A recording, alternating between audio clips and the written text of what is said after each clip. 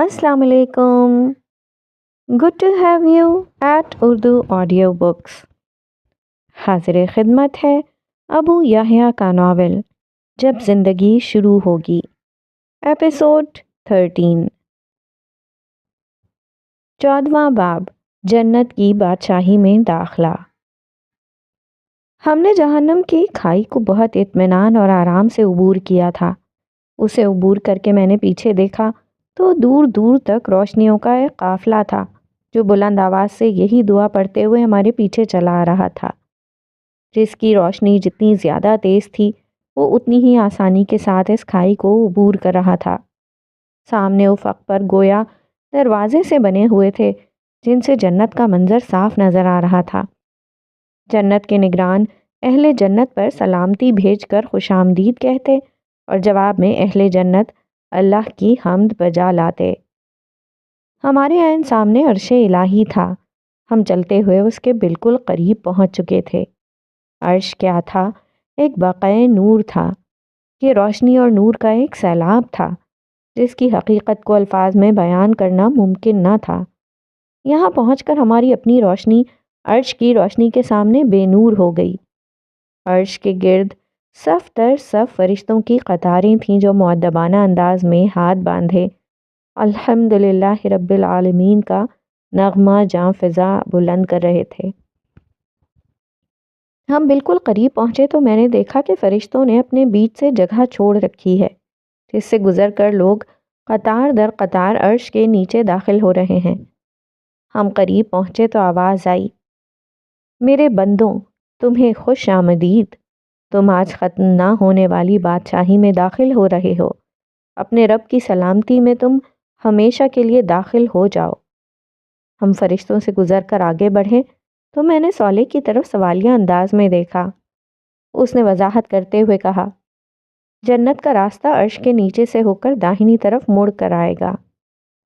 मगर हम अर्श के नीचे क्यों जा रहे हैं? बराह रास्त तीसरी तरफ मुड़ जाएं। सौले हंस कर बोला, तुम हर बात वक्त से पहले समझना चाहते हो। खैर, मैं बताता हूँ। अर्श के नीचे जाकर हर इंसान का आखिरी तज़किया हो जाएगा। मगर तज़किया तो हम दुनिया में करते थे।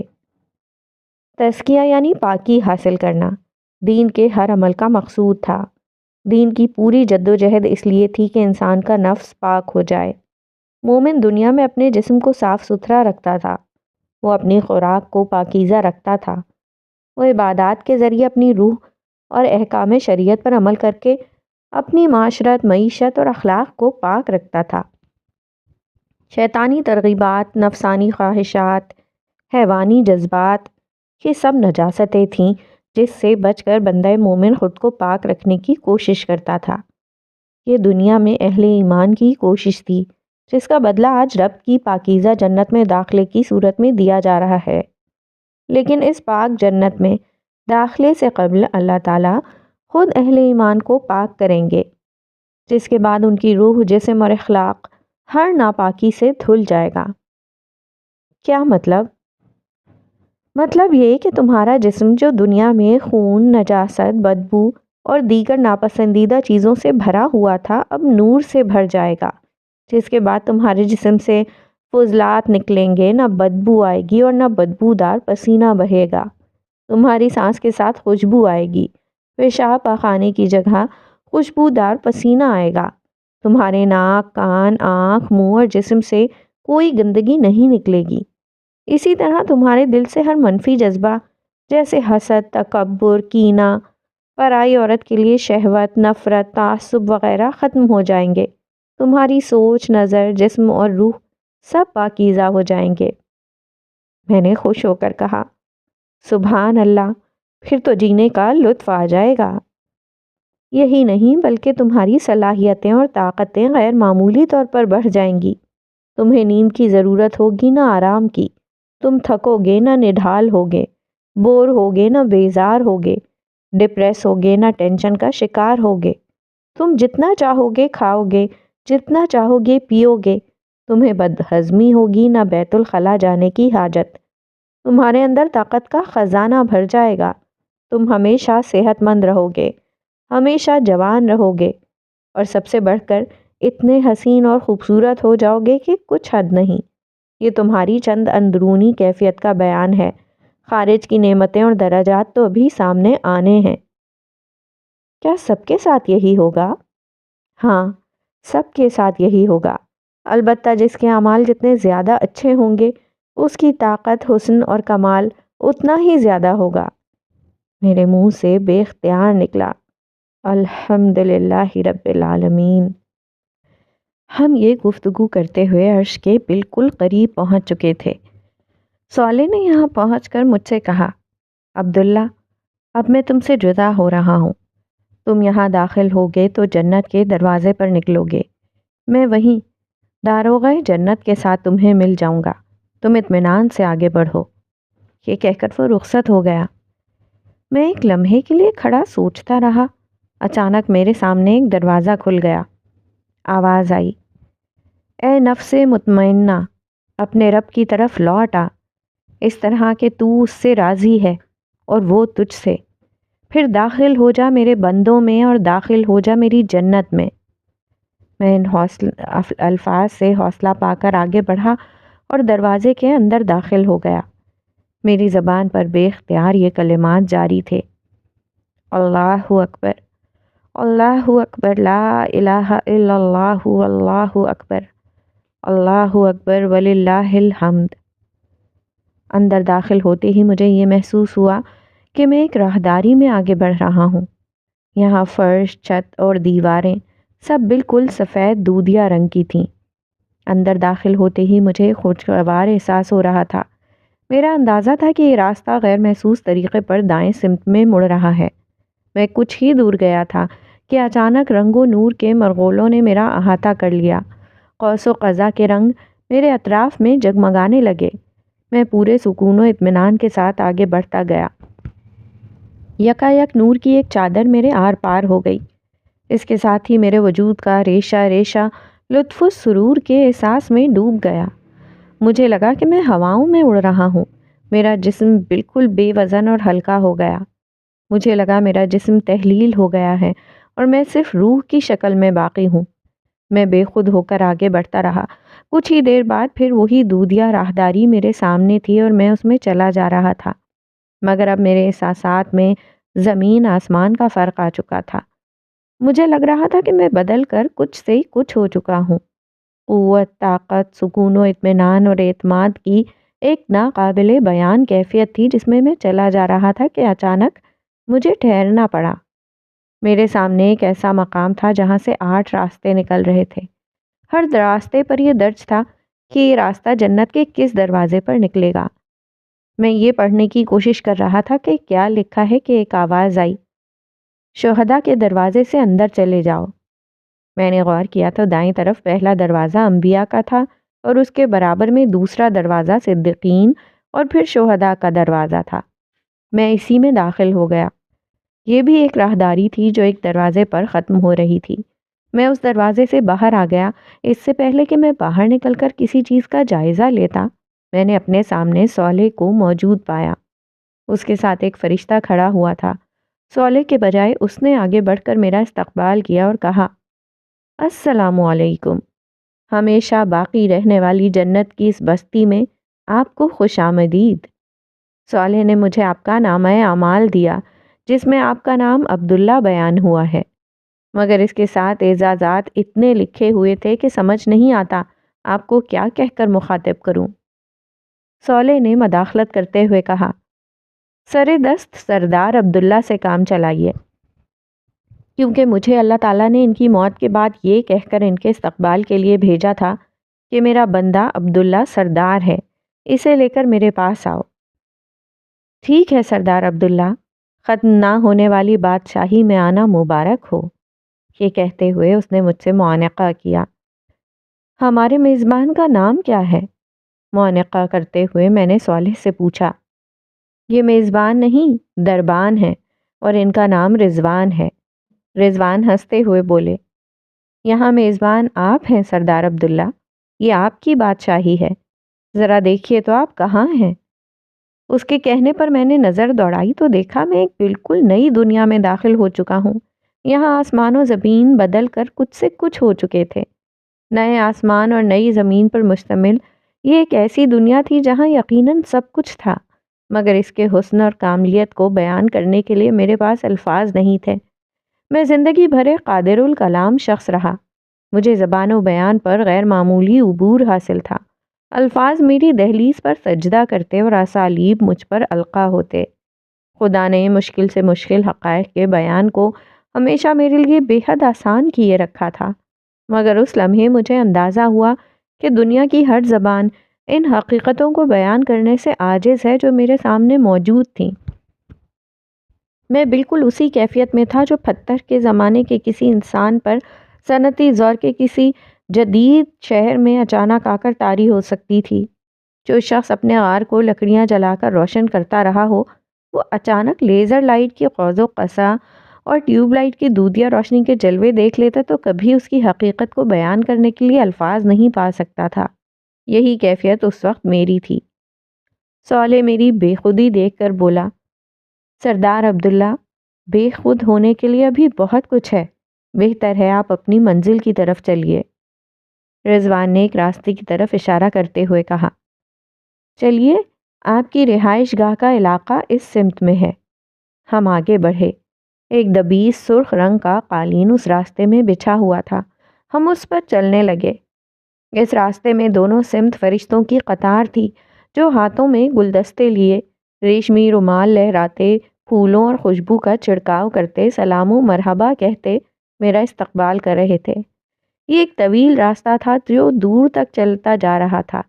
بچپن میں تصوراتی پرستان اور اوقاف کی کہانیاں شاید سب پڑھتے سنتے ہیں۔ یہ راستہ ایسے ہی کسی پرستان پر جا کر ختم ہو رہا تھا۔ دور سے اس پرستان کی بلند و بالا تعمیرات نظر آ رہی تھیں۔ یہ عالی شان عمارات اور شاندار محلات کا ایک منظر تھا جو سبزے سے لدے پہاڑوں، اس کے دامن میں پھیلے پانی کے فرش اور نیلگوں آسمان کی چھت کے ساتھ ایک خیالی دنیا کی تصویر لگ رہا تھا۔ میں نے رضوان سے پوچھا، اس وقت انگنت لوگ جنت میں داخل ہو رہے ہیں، آپ کے پاس کیا اتنا فارغ وقت ہے کہ سب کو چھوڑ کر میرے ساتھ آ گئے ہیں؟ وہ ہنس کر بولا، یہاں وقت رکا ہوا ہے۔ آپ یوں سمجھیں کہ دو جنتی جو ایک کے بعد ایک کر کے اندر داخل ہو رہے ہیں، ان کے اندر آنے میں کافی وقفہ ہوتا ہے، اور جو جنتی ذرا کم درجے کے ہیں وہ تو مہینوں اور برسوں نہیں، صدیوں کے فرق سے اندر آئیں گے۔ میں نے صالح کی سمت دیکھ کر کہا، نائمہ؟ میری بات کا جواب رضوان نے دیا، سردار عبداللہ، آپ تو بہت پہلے اندر آ گئے ہیں۔ آپ کی اہلیہ محترمہ نائمہ اور دیگر لوگ کچھ عرصے ہی میں یہاں آ جائیں گے، مگر اس وقت میں آپ کے کرنے کا یہاں بہت کام ہے۔ آپ کو اپنی جنت، اپنی اس دنیا، اس کی بادشاہی، یہاں کے خدام اور دیگر متعلقہ لوگوں سے واقفیت حاصل کرنی ہے۔ اچھا، یہاں اور کون ہے؟ دیکھیے، یہ آپ کے خدام میں سے چند نمایاں لوگ کھڑے ہیں۔ رضوان کے توجہ دلانے پر میں نے دیکھا کہ فرشتوں کے بعد قطار میں دونوں سمت ایسے لڑکے کھڑے تھے جو اپنی ٹین ایج کی ابتدا میں تھے۔ مجھے اندازہ ہو گیا کہ یہ غلمان ہیں، اور یہی وہ لڑکے ہیں جن کے لیے قرآن نے موتیوں کی اصطلاح استعمال کی تھی۔ یہ واقعتاً ایسے ہی تھے، بلکہ شاید موتیوں سے بھی زیادہ صاف، شفاف اور چمکتے ہوئے۔ مجھے اندازہ ہوا کہ قرآن مجید نے جن حقائق کو بیان کرنے کی ذمہ داری اٹھائی تھی، انسانی زبانیں ان کے بیان کے لیے اسالیب، تشبیہات اور استعاروں کا کتنا مختصر سرمایہ اپنے اندر لیے ہوئے تھیں۔ آج جو حقائق سامنے تھے وہ بیان کرنے کے نہیں، صرف دیکھنے اور محظوظ ہونے کی چیز تھے۔ یہ غلمان بھی ایسی ہی ایک حقیقت تھے۔ فرشتوں کی طرح غلمان بھی پرجوش انداز میں میرا استقبال کر رہے تھے، البتہ جیسے ہی میں ان کے قریب پہنچتا وہ گھٹنوں کے بل بیٹھ کر اپنا سر جھکا دیتے۔ یہ موتیوں کی ایک لڑی تھی جو میرے استقبال میں بچھی جا رہی تھی۔ قطار جب کافی طویل ہو گئی تو میں نے صالح سے کہا، بھائی، یہ نمایاں لوگ ہی اتنی تعداد میں ہیں تو کل خدام تعداد میں کتنے ہوں گے، اور اتنے لوگوں کا میں کیا کروں گا؟ صالح کے بجائے رضوان نے، جو اسرار جنت سے زیادہ واقف تھے، جواب دیا، آپ زمین سے آسمانوں تک پھیلی ہوئی ایک عظیم بادشاہی کے سربراہ ہیں۔ انگنت کام ہیں جو آپ کو اس نئی زندگی میں اللہ تعالیٰ کی طرف سے تفویض کیے جائیں گے۔ آپ ان کاموں کے لیے ان خدام کو استعمال کریں گے یا آپ کی ذاتی خدمت سے لے کر آپ کی عظیم سلطنت کی بیوروکریسی اور انتظامیہ تک کے سارے فرائض انجام دیں گے۔ تو گویا جنت بھی عیش و فراغت کی جگہ نہیں ہے، یہاں بھی کام کرنا ہوگا۔ میں نے ہنستے ہوئے تبصرہ کیا۔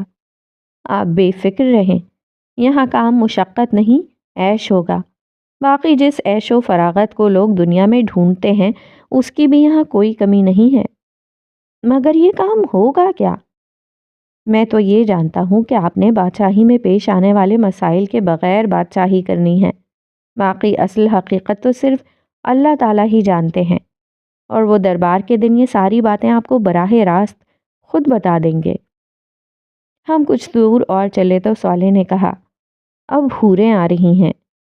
صالح کے اس جملے کے ساتھ ہی مجھے حوروں کے بارے میں اس کی وہ شاعرانہ تعریف یاد آ گئی جو اس نے میدان حشر میں کی تھی۔ میں اس وقت صالح کی باتوں کو مبالغہ سمجھا تھا، اب محسوس ہوا کہ اس کے بیان میں مبالغہ نہیں، کچھ کمی تھی، حقیقت اس سے کہیں زیادہ برتر تھی۔ ہم جیسے ہی ان کے قریب پہنچے تو غلمان کے برخلاف انہوں نے ایک مختلف کام کیا۔ وہ گھٹنوں کے بل بیٹھنے کے بجائے دو زانو بیٹھی اور کمر کو خم دے کر سر جھکا دیا۔ میں نے رک کر صالح سے پوچھا، یہ کیا کر رہی ہیں؟ یہ دیدہ و دل فرش راہ کر رہی ہیں، اس نے ہنستے ہوئے کہا۔ رضوان نے وضاحت کرتے ہوئے کہا، اصل میں انہوں نے آپ کے قدموں کو راحت پہنچانے کے لیے اپنے بال فرش پر بچھائے ہیں، اسی لیے یہ اس طرح جھکی ہوئی ہیں۔ اس کے کہنے پر میں نے غور کیا کہ وہ اس طرح سر کو جھٹکا دے کر جھک رہی ہیں کہ دونوں سمتوں سے ان کے بال زمین پر بچھ کر ایک ریشمی فرش بناتے جا رہے ہیں۔ حسن کی یہ ادا میں نے زندگی میں پہلی دفعہ دیکھی تھی۔ میں پورے اعتماد اور وقار کے ساتھ مسکراتا ہوا آگے بڑھ رہا تھا۔ جب میرے قدموں نے ریشمی زلفوں سے بنے اس فرش کو چھوا تو سرور کی ایک لہر میری روح کے اندر تک تیرتی چلی گئی۔ مجھے پہلی دفعہ احساس ہوا کہ گرچہ میرے جسم پر انتہائی لطیف مخملی اور دیدہ زیب شاہی لباس تھا، لیکن میں نے جوتے نہیں پہن رکھے تھے۔ اس دوران میں رضوان نے مجھے ان حور و خدام کے متعلق مزید بتاتے ہوئے کہا، ان حور و غلمان کے ظاہر سے ان کے بارے میں کسی غلط فہمی کا شکار نہ ہوئیے گا۔ یہ لڑکے اور لڑکیاں انتہائی غیر معمولی قوتوں اور صلاحیتوں کے مالک ہیں۔ یہ لوگ آپ کے حکم پر زمین و آسمان ایک کر دینے کی صلاحیت رکھتے ہیں۔ یہ الگ بات ہے کہ یہ آپ سے اتنی محبت کرتے ہیں کہ آپ کے لیے جام شراب بھرنے کو بھی اپنی سعادت سمجھتے ہیں۔ اللہ تعالیٰ نے ان کو جو کچھ دیا ہے ابھی آپ کو اس کا معمولی سا اندازہ بھی نہیں ہے۔ میں رضوان کی بات کے جواب میں خاموش رہا۔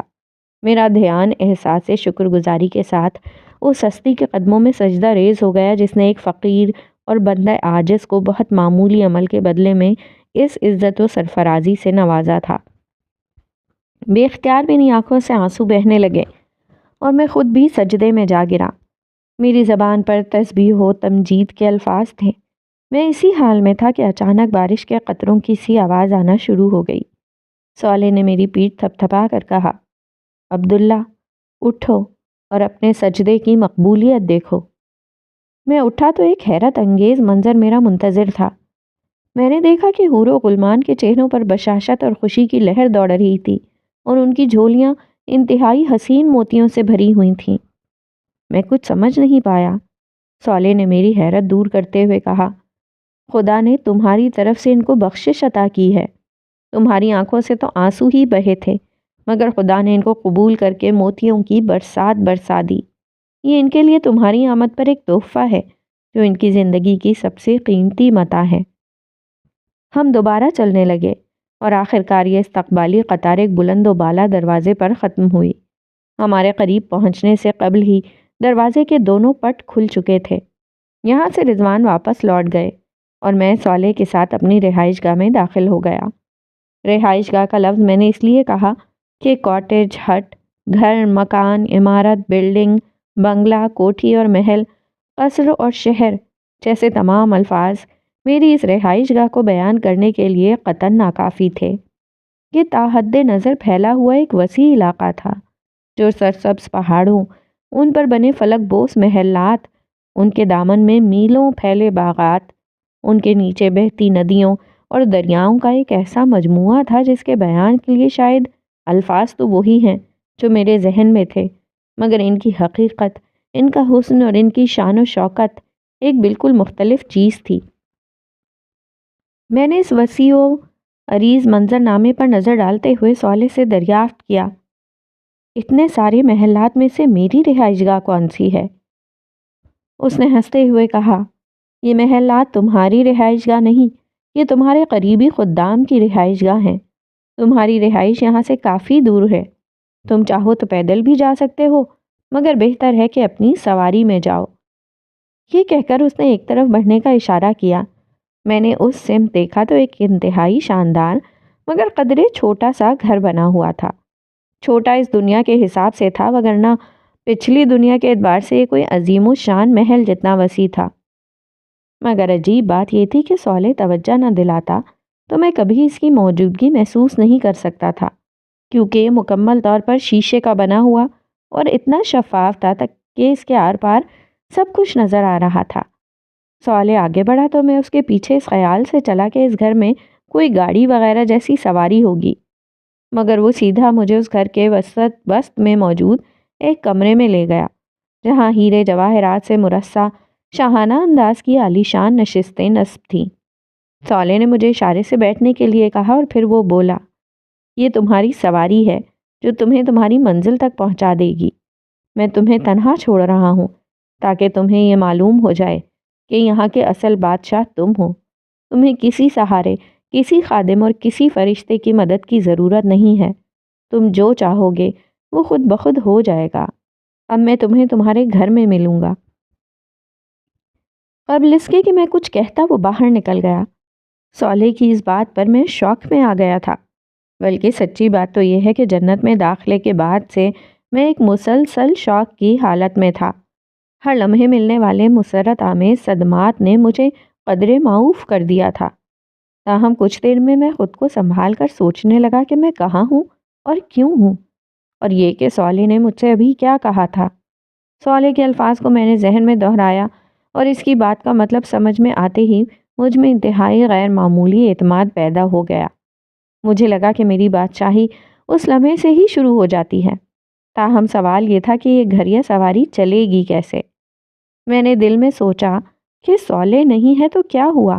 وہ رب تو اس لمحے بھی میرے ساتھ ہے جو دنیا میں زندگی بھر میرے ساتھ رہا ہے۔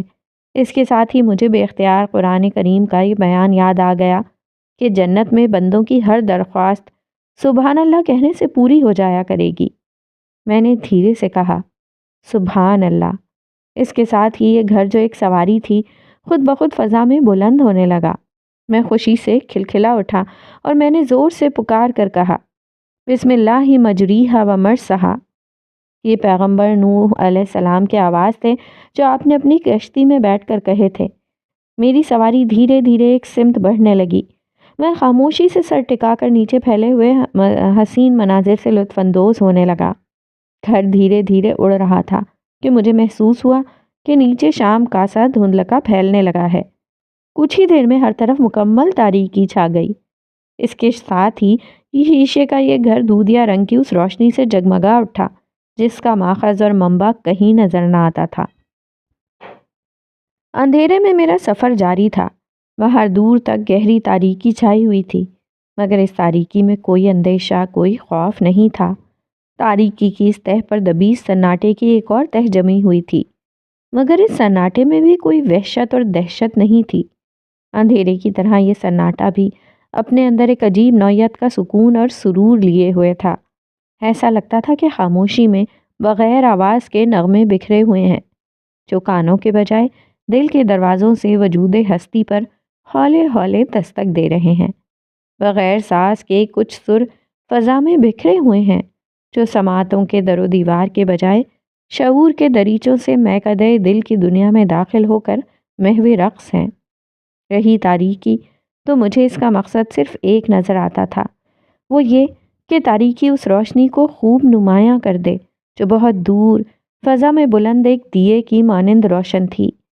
یہ روشنی آسمان کے کسی تارے کی نہ تھی کہ اس وقت زمین کی طرح آسمان بھی تاریکی کی چادر اوڑھے ہوا تھا۔ یہ روشنی ایک بلند پہاڑ کی چوٹی سے اٹھ رہی تھی۔ اندھیرے میں یہ روشنی بے حد حسین اور دلکش لگ رہی تھی، اتنی کہ اس سے نظر ہٹانے کا دل نہیں چاہتا تھا۔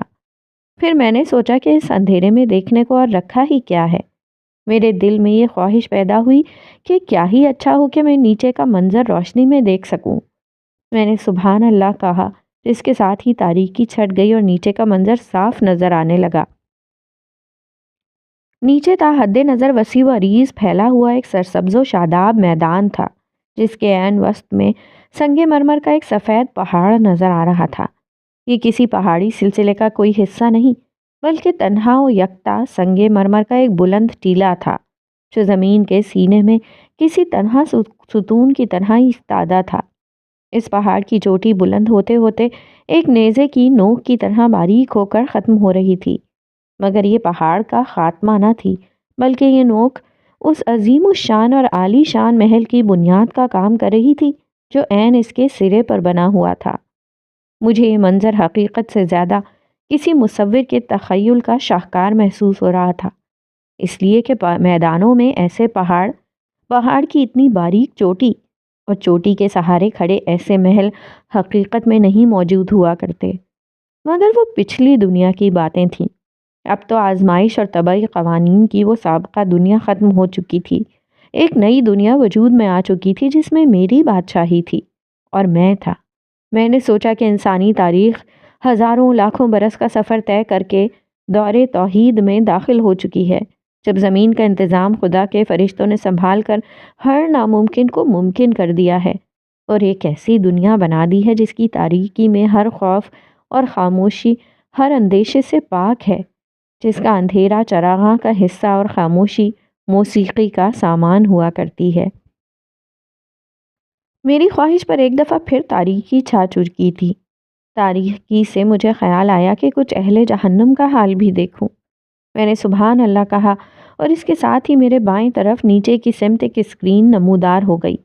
اس پر جو منظر نمودار ہوا وہ حد درجہ دہشت ناک تھا۔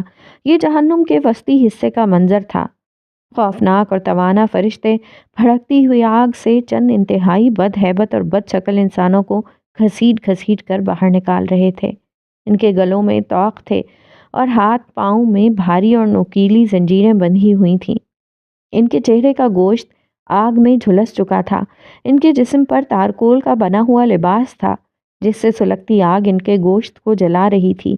وہ شدت تکلیف کے مارے چیخ رہے تھے، رو رو کر اللہ سے فریاد کر رہے تھے کہ انہیں ایک دفعہ دنیا کی زندگی میں جانے کا موقع دیا جائے، پھر وہ کبھی ظلم، کفر اور ناانصافی کے قریب بھی نہیں پھٹکیں گے۔ مگر وہاں چیخنا، رونا اور دانت پیسنا سب بے سود تھا۔ پھر ان جہنمیوں نے چلا چلا کر پانی مانگنا شروع کیا، تو فرشتے ان کو گھسیٹتے ہوئے پانی کے کچھ چشموں تک لے گئے۔ یہاں ابلتے پانی سے بھاپ اٹھ رہی تھی، مگر یہ جہنمی اتنے پیاسے تھے کہ اسی پانی کو پینے پر مجبور تھے۔ وہ کھولتے ہوئے پانی کو پیتے اور چیختے جا رہے تھے۔ وہ اس پانی سے منہ ہٹاتے، مگر کچھ ہی دیر میں اتنی شدید پیاس لگتی کہ پھر جانوروں کی طرح اسی پانی کو پینے پر خود کو مجبور پاتے۔ اس عمل کے نتیجے میں ان کے چہروں کی کھال اتر گئی اور ان کے ہونٹ نیچے تک لٹک گئے تھے۔ یہ منظر دیکھ کر میں نے بے اختیار اللہ کی پناہ مانگی اور اس کا شکر ادا کیا کہ اس نے مجھے اس بدترین انجام سے بچا لیا۔ پھر میں اس منظر کو بھول کر اس جاذب نظر روشنی کو دیکھنے لگا جو پہاڑ کی چوٹی پر بنے میرے محل سے اٹھ رہی تھی۔ میری سواری دھیرے دھیرے اس محل کی سمت بڑھ رہی تھی۔ میرے دل میں خواہش پیدا ہوئی کہ محل پہنچنے سے قبل ہی میں یہاں بیٹھے بیٹھے اس کو دیکھ لوں۔ حسب معمول میں نے سبحان اللہ کہا۔ یکا یک میرا کمرہ سینما گھر میں بدل گیا، مگر اس سینما کا اسکرین سامنے نہ تھا، بلکہ دائیں بائیں، سامنے اور اوپر کی سمت محل کا منظر کسی 3D فلم کی طرح چلنے لگا۔ مجھے محسوس ہوا کہ میں خود محل کے اندر موجود ہوں اور سب کچھ دیکھ اور سن سکتا ہوں۔ آج یہاں جشن کا سماں تھا۔ بلند پہاڑ کی چوٹی پر میرا یہ شاندار محل بقائے نور بنا ہوا تھا، بغیر قمقموں کے پھوٹتی ہوئی روشنیاں اور بغیر کسی شمع کے منور ہوتے فانوس۔ اس شاندار محل کو اندھیرے کے سمندر میں روشنی کا ایک جزیرہ بنائے ہوئے تھے۔ یہ روشنی ہر سمت اور ہر رخ سے پھوٹ رہی تھی۔ یہ روشنی سے زیادہ رنگ و نور اور قوس و قزح کی وہ برسات لگتی تھی جو نگاہوں کے رستے احساسات کی دنیا کو ہر لمحہ ایک نئی لذت سے روشناس کرا رہی تھی۔ روشنی اس قدر نظر نواز بھی ہو سکتی ہے، کسی آنکھ نے کبھی اس کا مشاہدہ نہ کیا ہوگا۔ وقفے وقفے سے یہاں نغمہ و آہنگ کا ترنم چھڑتا اور دلوں کے تار چھیڑتا ہوا فضا میں بکھر جاتا۔ موسیقی اس قدر مدہوش کن بھی ہو سکتی ہے، کسی سماعت کو کبھی اس کا گمان نہ گزرا ہوگا۔ فضا میں نغمگی کی لہریں ہی معجزہ نہ تھیں، بلکہ دھیمی دھیمی خوشبو کی مہک بھی فضا کو معطر بنائے ہوئے تھی۔ خوشبو اس قدر فرحت انگیز بھی ہو سکتی ہے، کسی انسان نے کبھی اس کا تصور نہ کیا ہوگا۔ وسیع و عریض محل کی راہداریوں پر خدام کی چہل پہل بکھرے موتیوں کا منظر پیش کر رہی تھی۔ ان کے چہروں پر روشنی، لباس میں خوبصورتی، گفتار میں دلکشی اور انداز میں مستعدی تھی۔ ان خدام کی منزل محل کے ایک کونے پر بنا وسیع و عریض باغ تھا۔ یہ باغ کیا تھا؟ سبزے، پھولوں اور درختوں کا ایک ایسا گلدستہ تھا جس نے اپنے چمن سے چمن بندی کی ہر انتہا کو مات دے دی تھی۔